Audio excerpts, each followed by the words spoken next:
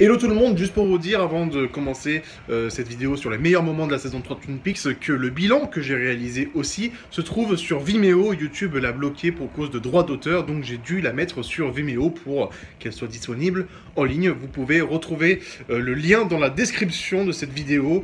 Je vous conseille tout de même de regarder la vidéo de Vimeo d'abord avant les meilleurs moments, mais les meilleurs moments, bah c'est maintenant. Parmi les meilleurs moments de la saison 3, je vais faire ça de manière linéaire, donc de l'épisode 10 à l'épisode 18. On commence déjà avec l'épisode 10, avec cette scène vraiment très drôle de Candy qui chasse une mouche. Donc moi j'y ai vu déjà une référence à Breaking Bad, donc ce qui m'a fait très plaisir. Voilà, c'est une scène un peu décalée là encore. Et puis on suit donc Candy, que j'adore, hein, je tiens à le répéter, chasser une mouche qui va atterrir sur... Rien d'en parler, ça me fait rire. La mouche donc atterrit sur le visage de Mitchum, et puis Candy elle prend la télécommande et puis elle frappe de manière ultra instantanée Mitchum au visage, et du coup bah, il saigne, enfin bref, il peut même devenir aveugle, et puis il y a toute une hystérie ensuite. Il y a le frère à Mitchum qui arrive, et puis Candy elle est au sanglot, elle arrête pas de pleurer, et puis elle crie lorsque, à la toute fin de la scène, lorsque Candy elle voit la tête, elle est effrayée, c'est vraiment, mais j'adore cette scène, elle est trop drôle, ultra décalée, vraiment ultra gratuite, et puis même il y a une notion un peu de sénilité, un peu de lenteur comme ça dans la scène, c'est un peu une capsule vraiment, et moi j'adore pour le côté non seulement comique, mais aussi la force de la mise en scène qui nous fait attendre jusqu'au cri final. On continue avec l'épisode 11, lorsque Diane, Agent Preston, Gordon Cole et Albert vont dans un lieu un peu paumé. Ils sont guidés par William Hastings, qui a été donc arrêté pour meurtre au début de la saison 3 et qui a rédigé des blogs surnaturels sur une présence d'une dimension complètement étrangère, d'une dimension supérieure et accessible. Ils vont se rendre là-bas, et puis il y a pas mal de phénomènes qui se passent. Gordon Cole va à un moment s'avancer avec Albert, et puis il y a une spirale qui commence à se former dans le ciel, qui serait apparemment donc l'accès à la dimension supérieure, et probablement à la loge blanche, parce que cette même spirale se reproduit ensuite dans la saison 3, lorsque Andy va récupérer Diane, du coup. Ce moment est déjà très flippant parce que la caméra tremble beaucoup, on est vraiment dans du David Lynch pur et dur, et puis Albert donc recule Gordon Cole de peur qu'il se fasse aspirer par cette spirale. Le continu de la scène est encore plus flippant parce que Hastings va se faire broyer, littéralement, par un Dutchman. On appelle ça les Dutchmen, je crois. Il faudrait que je vérifie. C'est les mêmes hommes qu'on voit dans l'épisode 8 qui sont complètement carbonisés. Il se fait complètement broyer par l'un de ces personnages qui agit de manière un peu invisible, qui échappe à la vision humaine, et que Diane parvient à remarquer tout de même. Cette scène représente deux temps forts, à la fois la spirale et puis ce meurtre, et puis se conclut de manière absolument parfaite, parce que Gordon Cole dit « He's dead », il est mort, voilà, complètement logique. La réplique la plus kiffante de cet épisode, et de ce moment-là, il découvre aussi Ruth Davenport, le corps de Ruth Davenport, dont on avait la tête au début de la saison 3 collée au corps de Major Briggs. Bref, beaucoup de choses se passent dans cette scène, et beaucoup de choses font avancer la saison 3. Toujours dans l'épisode 11, on a ce moment ultra fou de la fusillade au Double R. Donc c'est pas vraiment une fusillade, c'est plutôt des balles perdues. Bobby, Shelly et leur fille Becky sont rassemblés au Double R, et tout d'un coup il y a des balles perdues. Bobby, en tant que flic, va mettre en sécurité tout le monde, et puis lorsqu'il y a cet incident, il y a quelqu'un qui n'arrête pas de klaxonner. Pour le spectateur, c'est assez assourdissant, et pour Bobby, il n'en peut plus, donc il va voir la personne qui se réveille que c'est une femme un peu surdéveloppée qui n'arrête pas de crier, qui crie aux abois pour dire on doit rentrer à la maison, elle est malade, on ne sait pas trop qui elle parle, mais au final on va savoir, parce que il y a une jeune fille qui va apparaître à l'écran complètement grisâtre. Elle a un aspect complètement malade, le mot est parfait. Et puis elle a une substance verte qui coule de sa bouche, donc là il y a vraiment une notion de la merde, de la saleté très propre à David Lynch d'ailleurs. Il y a un malaise constant, non seulement par rapport au klaxon, par rapport à la voix de la grosse dame, et puis cet enfant-là qui est complètement malade. Il faut l'opérer, faites quelque chose. Puis Bobby, lui, il est complètement dégoûté, et nous aussi. Donc voilà, c'est aussi une pastille vraiment ultra jouissif de cette seconde partie de la saison 3 et de cet épisode en particulier. Il faut savoir que l'épisode 11 est l'un des meilleurs de la saison 3 pour moi. Toujours dans l'épisode 11, on a la fin avec Dale Cooper, alias Dougie Jones, qui est lié d'amitié avec les Mitchum Brothers. Les Mitchum Brothers l'invitent au restaurant et Dale Cooper va manger une tarte à la cerise qui lui a par ailleurs sauvé la vie dans la scène précédente. Ça fait un peu Madeleine de Proust, mais c'est génial. Et puis il y a Candy dans la scène. Donc voilà. Bref, non, c'est juste parce que Dale Cooper, il y a un peu de retour. C'est-à-dire qu'il y a cette Madeleine de Proust, vraiment, avec cette tarte aux cerises qu'il adorait au Double R dans les 2 premières saisons de Twin Peaks. C'est très beau. Et puis il y a la musique, vraiment toute une notion d'amitié assez forte, et pour le coup il y a en fil rouge l'héritage des 2 premières saisons de la série, donc la tarte aux cerises. Il manquerait plus que le café, et là c'était vraiment Twin Peaks pur et dur. Dans l'épisode 12 ensuite, j'en ai déjà un peu parlé, cette scène où on retrouve Audrey, c'est sa première apparition dans la saison 3, et du coup elle est avec son mari Charlie, et cette scène est vraiment qu'est-ce qu'elle est longue cette scène. Mais elle est longue, elle dure, je crois qu'elle dure 20 minutes, et il se passe pas grand chose. On a l'impression que c'est très important pour les 2 personnages, mais nous on est complètement étrangers à tout ça. On apprend plusieurs noms, on apprend plusieurs situations, mais on n'a aucune connaissance de tout ça. C'est assez étrange parce que c'est quand même le retour de Audrey Horne, qui est l'un des personnages les plus connus de la série, et on a l'impression que David Lynch veut nous troller, vraiment. Il l'introduit de manière complètement délibérée comme ça, limite il la jette dans la série. On apprend qu'elle est mariée à un nain, ce qui est assez fou, qu'elle a peut-être une relation avec un certain Billy, qu'elle déteste une certaine Tina, enfin bref, beaucoup de choses se passent et on comprend rien de rien. La mise en scène varie seulement entre 3 plans, donc là il y a une question de montage qui est assez folle. Voilà, donc analyser cette scène, c'est vraiment quelque chose de fou. Et puis par rapport à l'évolution de Audrey Horne, cette scène est vraiment aussi assez révélatrice sur pas mal d'aspects, notamment la folie de Audrey Horne. Voilà, il y a une altérité vraiment très particulière avec cette scène par rapport à ce qui se passe après, mais par rapport aussi à l'image même de Audrey Horne au cours de la série. Donc David Lynch s'en amuse, et tant mieux pour nous, parce que c'est vraiment quelque chose d'assez inattendu. L'épisode 13 maintenant, avec la scène du bras de fer. Bob, après s'être remis du tir de Ray, qui était son ancien partenaire, mais qu'il a trahi dans l'épisode 8, et ben il va revoir Ray justement dans cet épisode 13. Mais avant de discuter avec lui, Bob, alias donc Mr. C, va faire une partie de bras de fer avec le boss de Ray. Donc il faut savoir que Ray appartient à une sorte de groupuscule d'extrême droite, même on peut le dire, avec des crânes rasés, des looks un peu grunge, etc. Mr. C va défier au bras de fer ce chef, et cette partie se révèle très amusante pour Mr. C, qui va lui casser le bras et éventuellement aussi le tuer. Enfin, pas éventuellement, il va le faire. Cette partie de bras de fer est assez amusante. C'est aussi un tournant quand même dans la perception que l'on a de Cooper, de Mr. C, pardon. On a l'impression qu'on est aussi adversaire par rapport à Bob.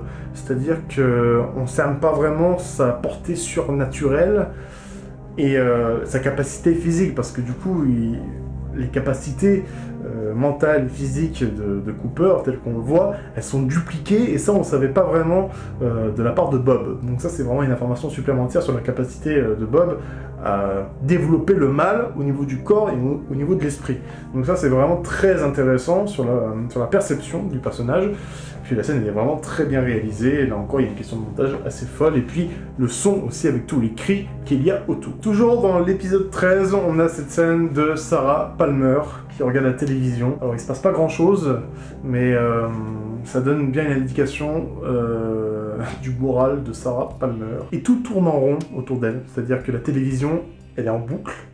On a toujours les mêmes sons, et puis même on a l'impression qu'on s'habitue au son, donc David Lynch veut insérer le spectateur dans la réalité de Sarah Palmer. C'est un seul décor, donc le cadre est vraiment très fixe, elle boit de l'alcool, et puis elle fait plusieurs allers-retours dans sa cuisine, j'imagine. Il y a un côté à la fois très fixe, et puis un aspect cyclique qui fait la pesanteur vraiment de cette scène. Et elle est un peu, ouais, vraiment dans une sorte d'au-delà, on ne sait pas vraiment où on atterrit. Et du coup, d'ailleurs, on pourrait penser effectivement que Sarah Palmer est déjà possédée par Bob au moment où on la voit dans cette scène. C'est la déprime totale, on dirait que Bob déprime. Alors, c'est bien sûr une théorie, mais pourquoi pas, j'ai envie de dire, le côté cyclique du mal et sa capacité à maîtriser tout ce qui l'entoure, la télévision, la maison, l'alcool, etc. Enfin bref, voilà. Cette scène, là encore, elle est très isolée, mais remarquablement réalisée. Donc ça, c'est vraiment très très fort de la part de David Lynch, une fois encore. Dans l'épisode 14, ensuite, on a le petit trip forestier de nos flics préférés, à savoir Frank Truman, Bobby, Hawk et Andy, qui vont donc au Jack Rabbit's Place, comme l'avait indiqué le Major Briggs dans un petit tube qu'a retrouvé Bobby et ses collègues. Ils vont donc monter jusqu'au Jack Rabbit's Place, mettre un peu de terre dans leur poche et vont atterrir dans un lieu qui apparaît à peu près comme les sycamores qui entourent la Black Lodge, c'est-à-dire qu'ils vont atterrir dans un espace assez enfumé, et tout d'un coup ils vont rester immobiles et Andy va être propulsé dans la loge blanche, si c'est la loge blanche parce qu'on ne sait pas vraiment ce que c'est. Il va rencontrer le Fireman qui est en fait le géant du début de la saison 3. Ensuite Andy va avoir pas mal de visions, pas mal de prédestination aussi, notamment par rapport à Lucy. Et du coup, il va récupérer la vraie Diane. On sait pas que c'est la vraie Diane à ce moment-là précis de l'épisode. Et puis là, du coup, Twin Peaks et le Fantastique, s'accouplent une fois encore. Et pourquoi Andy? Pourquoi la loge blanche a pris Andy? Peut-être parce que c'est une très bonne personne, et que sa femme aussi, Lucy. Mais pourquoi ne pas avoir pris Bobby, qui est le fils de Major Briggs, qui l'a conduit ici? Pourquoi ne pas avoir pris Hawk, qui est assez concerné par les questions de chercher, de trouver, il parle à la femme à la bûche, il est envoyé en mission souvent, enfin bref, voilà. Pourquoi Andy, on ne le saura pas vraiment. Cette scène est très décisive, non seulement par rapport à ce qui va se passer à la suite, mais aussi dans la conception fantastique de la loge blanche, qui est peut-être accueillie effectivement par des gens qui ont de l'amour et de la compassion, comme l'indique Major Briggs, dans les 2 premières saisons de la série. Ensuite, l'épisode 15, 2 meilleurs moments. On a d'abord, là c'est le fan qui parle, enfin, l'amour de Ed et Norma qui se concrétise devant les yeux des spectateurs de Twin Peaks. Ça, c'était un moment très très fort. Pourquoi? Parce que Ed et Norma se sont toujours aimés, mais n'ont jamais abouti à une relation stable. Et là, enfin, c'est fait. On est content pour Ed, on est content pour Norma. Ils ont eu beaucoup d'épreuves. Norma, c'était Hank. Ed, c'était Nadine. Et puis voilà, ils sont enfin ensemble. Voilà, c'est beaucoup plus du monde. C'est super bien réalisé parce que en fait, c'est Nadine qui va dire à Ed qu'elle accepte finalement la relation que Ed a avec Norma. Donc Ed, tout content, va voir Norma, mais Norma, elle va gérer des affaires, donc Ed, il est un peu « Oh, chier, je voulais vraiment lui faire plaisir et tout. » Et puis finalement, Norma, qui gère une chaîne de restauration à son nom, dit au gérant, j'ai oublié le prénom de ce gérant, que finalement elle vend ses actions et qu'elle veut garder le double R de Twin Peaks. Du coup, voilà, elle garde son indépendance. Et puis là, on voit sa main remonter le dos de Ed pour ensuite l'embrasser. C'est super beau. C'est super beau pour nos 2 tourtereaux. On va un peu redescendre quand même. L'épisode 15 est aussi parcouru par une scène qui est à l'opposé vraiment. C'est le décès de la femme à la bûche. Il faut savoir que Twin Peaks ne fait pas trop décéder ses personnages. Le seul personnage qui est mort, c'est Leland. Et c'est encore plus émouvant parce que l'actrice aussi, Catherine Coulson, est décédée aussi. Puis là, la mise en scène de David Lynch est ultra raccord. La musique est fabuleuse. Les images sont très belles. Hawk, quand il va annoncer la nouvelle au shérif et aux collègues, il traverse un espace noir, on le voit à peine. Vraiment une dimension funéraire à cette scène, c'est assez fort. Et ensuite la caméra retourne au lieu où habite la femme à la bûche. Les lumières s'éteignent d'elle-même, en fait. Et c'est très beau, ça correspond parfaitement au personnage. Ce personnage-là, il est quand même assez emblématique de la série. Du coup, bah, voilà, il y a vraiment une émotion très particulière dans cette scène, et qui parcourt l'épisode. Du coup, on passe des rires aux pleurs, c'est vraiment ça. Moi, j'étais très ému quand j'ai vu cette scène. Et puis voilà, c'est fini pour La Femme à la bûche, et voilà, David Leitch est très digne dans sa façon de filmer tout ça. Non seulement pour le personnage, mais aussi pour l'actrice, qui a fait preuve d'un courage assez fabuleux, j'ai l'impression, pour être dans la saison 3. L'épisode 15 est vraiment un temps fort, même de la série, mais c'est rien à côté de l'épisode 16. L'épisode 16, bah, il n'y a qu'un seul bon moment à retenir, c'est le retour de Dale Cooper. Et oui, le retour de Dale Cooper, enfin. On s'y attendait, parce que dans l'épisode 15, à la fin, Dale Cooper, alias Doogie, s'électrocute en mettant une fourchette dans la prise électrique, attisant d'ailleurs un cri absolument incroyable de Naomi Watts, bref. Et du coup, voilà, Dale Cooper, grâce à ça, bah, va se réveiller, en fait. Et voilà, il va remettre son costard, il va retrouver sa tchatch habituelle, il sait tout. Enfin, voilà, c'est le Dale Cooper qu'on connaît. Il manquait plus que le café, et je pense que là, on le retrouverait vraiment. Et puis, il y a ce moment vraiment incroyable, qui est pour moi l'un des meilleurs moments de télévision que j'ai eu de ma vie.